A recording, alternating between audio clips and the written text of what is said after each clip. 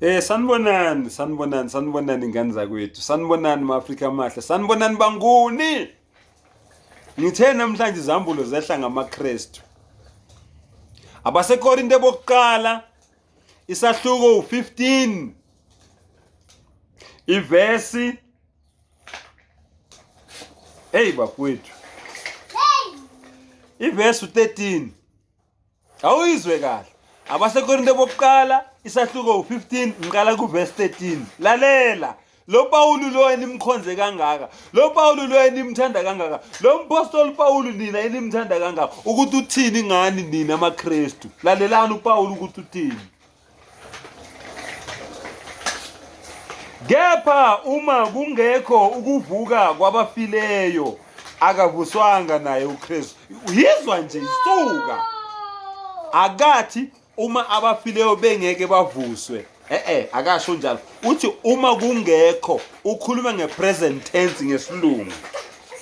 Uma kungekho ukuvuka kwabafileyo akavuswanga naye uKristu. Usenibophile already, waniphosa esihogweni nonke nini uJesu wavuka. Angiqhubeke. 14. Kepha uma uKristu engavuswanga kwabafileyo, ukushumayela kwethu uyazifaka naye uPawulu. Ivule nawe ifunde. Ukushumayela kwethu kuyize. UngumZulu ngizwa kahle. Angeke ngitolike isiZulu. Ukushumayela kwethu bonke labantu abashumayela kanye noPawulu uqobo uthi benzani? Bashumayeze abantu ize. Nokukhola kwenu kuyize maKristu. Nine nilandela intshumayelo zikaPawulu. Uthi uPawulu mangabe uKristu akavukanga kwabafileyo, abafileyo bengavuswa, noKristu akavukanga kwabafileyo, ukushumayela kwabo kuyize, nokukholwa kwenu kuyize. 15. Yebo, sifunyanwa singofakazi bamanga ngoNkulunkulu, ngokuba safakaza ngoNkulunkulu ukuthi wamvusa uKristu, akamvusanga kambe uma kanti abafileyo bengavuswa.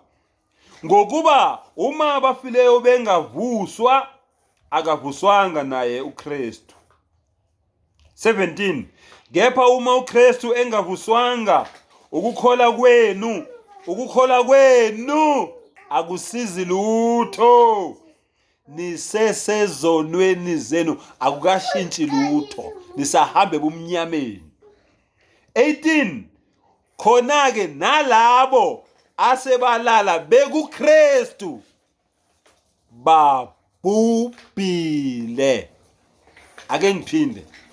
Khona-ke nalabo asebalala bekuKristu babhubhile.